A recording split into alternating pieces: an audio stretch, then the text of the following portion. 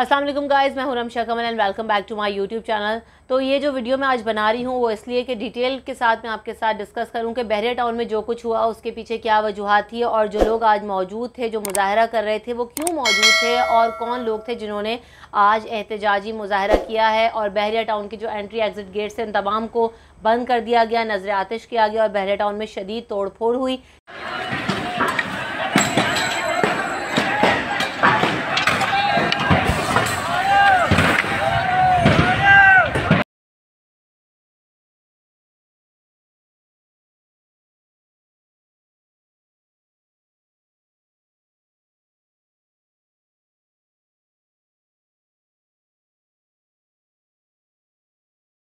जिसके कुछ मनाजिर आप ये देख भी रहे हैं। तो जनाब हुआ कुछ यूँ कि इंडिजियस राइट अलाइंस एक अलाइंस है, ये जो मुख्तलिफ पार्टीज़ और लोगों पर मुश्तमिल है, जो कि उन लोगों का तहफ़्फ़ुज़ कर रहा है जो कि बहुत पुराने इन लैंड्स पर मौजूद हैं या इन ज़मीनों पर जिनके कब्ज़े हैं या ये ज़मीनें जिनके आबा व अजदाद की हैं। तो बड़ी तादाद में लोग आज यहाँ पर जमा हुए, जिनमें ये तो बताया गया बहुत सारी जगहों पे कि सिर्फ सिंधी लोग थे, लेकिन कराची से भी लोग आए थे जिनमें उर्दू स्पीकर्स भी शामिल थे, सिंधी भी लोग शामिल थे और इसके अलावा दीगर इलाकों जो कि इंटीरियर सिंध से जो काफ़िले आए थे वो भी यहाँ पर पहुँचे। जिस तरह लोगों से वहाँ पर बात हो रही थी तो लोगों ने बताया कि बहुत सारे काफ़िलों को रोक दिया गया और ये जो कॉल थी, ये जो एहतजाज की कॉल थी, ये सिंध एक्शन कमेटी बनाई है इस अलाइंस की तरफ से, जिन्होंने ये कॉल दी थी और इसमें अवामी तहरीक के भी लोग शामिल थे, दीगर पार्टीज़ के भी लोग शामिल थे, जिनको एक प्लेटफॉर्म पर जमा किया गया और इन लोगों ने यहाँ पर आकर बड़ी तादाद में एहतजाजी मुजाहरा किया। बहरिया टाउन का गेट जो है वो नजर आतिश कर दिया गया। अंदर हमने देखा कि जिना एवेन्यू में आग लगा दी गई, नीचे जो शोरूम थे, जो स्टेट एजेंसी थी, उसके अमलाक को नुकसान पहुँचाया गया, गाड़ियाँ जलाई गई, उसके अलावा जो 2 टावर्स हैं उसमें आग लगाई गई, बहरिया टाउन के गेट के ऊपर आग लगाई गई। तो एक बहुत बड़ी तादाद में लोग वहाँ पर मुतासिर हुए। इसके अलावा जो बहरिया टाउन में जो रेजिडेंट्स हैं उन्होंने हमें बताया कि स्ट्रेट फायर्स तक किए गए, जिसकी वजह से जो बच्चे और जो वहाँ पर बड़े मौजूद थे वो काफ़ी ज़्यादा सहम गए और उनको शदीद मुश्किलात का सामना करना पड़ा। अब सवाल यहाँ पर ये उठता है कि ये लोग जो एहतजाज करने आए हैं वो क्यों हैं और ये सारा मामला क्या है। तो जो बहरिया टाउन एक्सपेंशन चाहता है, और ये जो लोग थे वो ना सिर्फ बहरिया टाउन का नाम ले रहे थे बल्कि जो सिंध गवर्नमेंट का प्रोजेक्ट है एजुकेशन सिटी, उसका भी उन्होंने नाम लिया, उसको भी उन्होंने काउंट किया।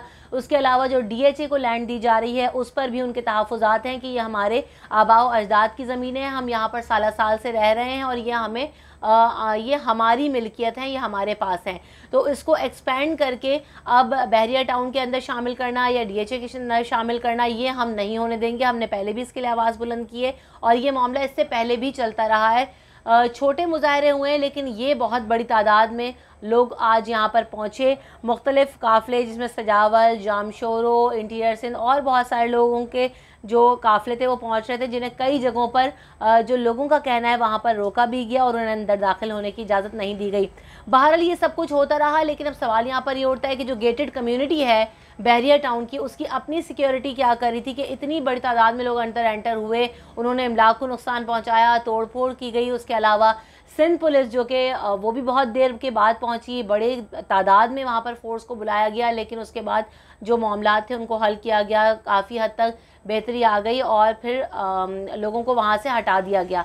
लेकिन यहाँ पर सवाल ये उठता है कि जो गेटेड कम्युनिटी है जो इतनी बड़ी दावा करती है बहरिया टाउन की सिक्योरिटी, वो कहाँ पर थी और फौरी तौर पर इसके ख़िलाफ़ एक्शन क्यों नहीं लिया गया। यहाँ तक बात पहुँच गई कि इतनी बड़ी बड़ी तादाद में गाड़ियाँ जला दी गई, शीशे तोड़ दिए गए, जिना एवेन्यू को आग लगा दी गई, गेट को आग लगा दी गई। तो ये सिक्योरिटी क्या कर रही थी। बहरहाल ये सब कुछ हुआ है, इससे पहले भी ये बातें होती नहीं थी कि हम जाकर एहतजाज करेंगे, लेकिन आज उसका अमली मुजाहरा हो चुका है। ये आगाज़ है।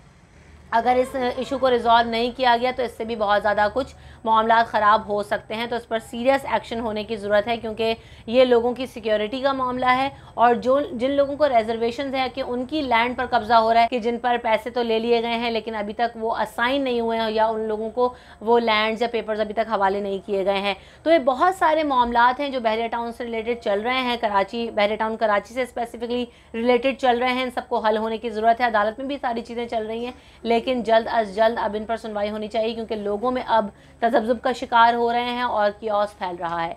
सो आज की जो भी अपडेट थी वो मैंने आपको आगाह कर दिया। अब देखते हैं कि इंशाअल्लाह ताला आगे जाके हालात बेहतर रहें और इस तरह का कोई वाक़या पेश ना आए। बहरहाल मैं आपको अपडेट करती रहूँगी। Thank you so much.